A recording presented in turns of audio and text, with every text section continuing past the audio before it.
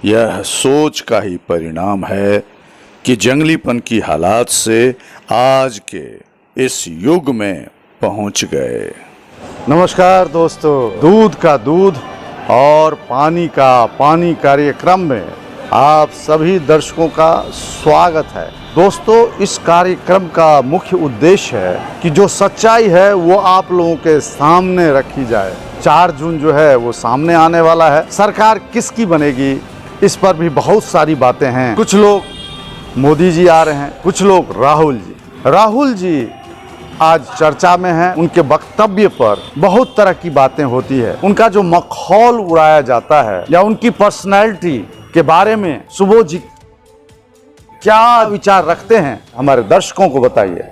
देखिए, राहुल गांधी के बारे में अगर हम एक अलग ढंग से उस शख्सियत की विवेचना करें तो हम उनको किसी दूसरे प्लेटफॉर्म पे खड़ा हुआ पाएंगे और उनकी आलोचना ए से लेकर जेड तक एक दूसरे प्लेटफॉर्म पे की जाती है। Let us calculate Rahul Gandhi एक ऐसे परिवार में पैदा हुए जहां राजनीति उनकी मजबूरी बन गई और सबसे अनफॉर्चुनेट बात यह रही उनके साथ कि वो इकलौते बेटे हैं, तो सारी रिस्पॉन्सिबिलिटी राहुल गांधी के कंधे पर आ गिरी। आज पूरी कांग्रेस राहुल गांधी के कंधों पर टिकी हुई है। बहुत अनफॉर्चुनेट हैं राहुल गांधी, उनको इतनी आलोचना का सामना करना पड़ता है, लेकिन कोई भी आदमी उनको सही ढंग से उनकी विवेचना नहीं करता। कोई उसमें हंस रहा है, कोई उनका मजाक उड़ा रहा है। उनको ये तो मालूम है कि A+B का होल स्क्वायर क्या है, लेकिन उनको उसकी कैलकुलेट करके ये नहीं बता सकता कि A² + B² + 2AB। मेरा कहने का ये मतलब नहीं कि वो पढ़े लिखे नहीं हैं, सर ने उनको कैलकुलेट करने की ताकत नहीं दी। वो चीज़ों को कैलकुलेट नहीं कर सकते। एक सरल व्यक्ति हैं जो अनफॉर्चुनेटली एक बहुत बड़े ऐसे परिवार में पैदा होगा जो राजनीति से शुरू से लेकर आखिर तक डूबा हुआ था और राजनीति उनके कंधे पे आ गिरी और वो उसको संभालने की उनकी एक मजबूरी हो गई। तो आपका कहना है कि राहुल गांधी बहुत ही निर्दोष व्यक्ति हैं, छल कपट उनमें नहीं है, राजनीति में जो चीज़ें चाहिए वो उनमें नहीं है। आप देखिए कि उनका एक्सप्रेशन जब बोल रहे होते हैं तो उनका एक्सप्रेशन क्या होता है कि जैसे वो बहुत सही बात बोल रहे थे, जबकि सामने लोग हंस रहे होते हैं। इसका मतलब है कि उनकी सोच के अंदर कहीं ना कहीं नेचुरल कमी है, ये कोई कैलकुलेट नहीं करता। कांग्रेस परिवार के अंदर, पूरे कांग्रेस के अंदर एक भी आज की डेट के अंदर एक भी लीडर ऐसा नहीं है जिसके बिना के ऊपर कांग्रेस एक सिंगल वोट ले सके। तो सारे के सारे जितने आपको ये लोग नज़र आते हैं वो राहुल गांधी के जो कमज़ोर कंधे हैं उनका सहारा लिए। सुप्रीम कोर्ट के वकील हैं, लेकिन सहारा किसका ले रहे हैं? राहुल गांधी के कंधों का। क्यों? क्योंकि उनकी अपनी अहमियत नहीं है। मालूम है कि उनको उनके नाम पर एक वोट नहीं मिलने वाला। अब ये हमारा हिंदुस्तान तो इतना इमोशनल है, गांधी का नाम इतना है कि गांधी के नाम से जो कुछ भी वोटें मिल जाएंगी। राहुल गांधी पे तरस आता है।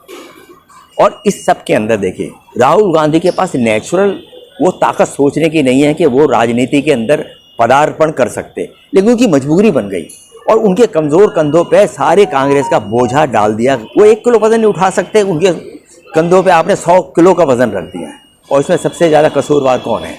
वो है उनकी माँ सोनिया गांधी। उनको समझना चाहिए कि उनका बेटा ये राजनीति को कैरी नहीं कर सकता, उसके इतने कमज़ोर हैं, उसको समझ नहीं है। उनको सोचना चाहिए कि उनके इकलौते बेटों को ये सारे लोग जो चापलूस लोग हैं, स्वार्थ परायण लोग हैं, जो अपने स्वार्थ में डूबे हुए हैं, वो के कमज़ोर कंधों का इस्तेमाल कर रहे हैं।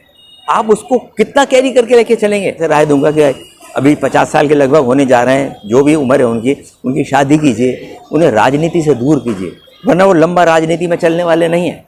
आपका प्रोग्राम का नाम ही है कि दूध का दूध और पानी का पानी। तो मैं कहता हूँ राहुल गांधी के साथ भी हमको उस शख्सियत के साथ भी हमें इंसाफ करना चाहिए ना। वो सारी दुनिया की आलोचना का सामना करना पड़ता है, जबकि नेचर ने उनको इतनी दिमागी तौर पर इतनी ताकत नहीं दी कि वो इस पूरे बोझे को, इतने राजनीति कहते हैं बवंडर को अपने कंधे पर कैरी करके ले जा रहे हैं। राहुल गांधी का एस्क्राइब्ड स्टेटस ही उनके लिए अभिशाप है। गांधी जी ने कहा था कि राजनीति वो सांप की कुंडली की तरह है, जो इसमें एक बार आ गया उस कुंडली से बाहर नहीं निकल सकता है। राहुल गांधी को राजनीति से संन्यास ले लेना चाहिए, क्योंकि राहुल गांधी के रहते रहते कांग्रेस बहुत पीछे चली गई और उसके पीछे जाने के अंदर सिर्फ राहुल गांधी का ही हाथ नहीं है। हिंदुस्तान की जनता आज इतनी पॉलिटिकल कॉन्शियस हो चुकी है कि उसको सच और झूठ का मालूम है। कांग्रेस पार्टी के अंदर हो सकता है आने वाले समय के अंदर एक ऐसा आदमी पैदा हो जिसको लोग कहें कि हाँ ये सच्चा और एक ईमानदार आदमी है। आज केजरीवाल जिस सच को लेकर चला था, आज उसने उस सच को इतना झूठ के अंदर कन्वर्ट कर दिया। तो आज सब पूरी दुनिया को मालूम है ना, आम आदमी को, आप जनता को सिर्फ आप अच्छे काम से अट्रैक्ट कर सकते हैं। झूठ की हांडी बहुत लंबे समय तक नहीं चलती।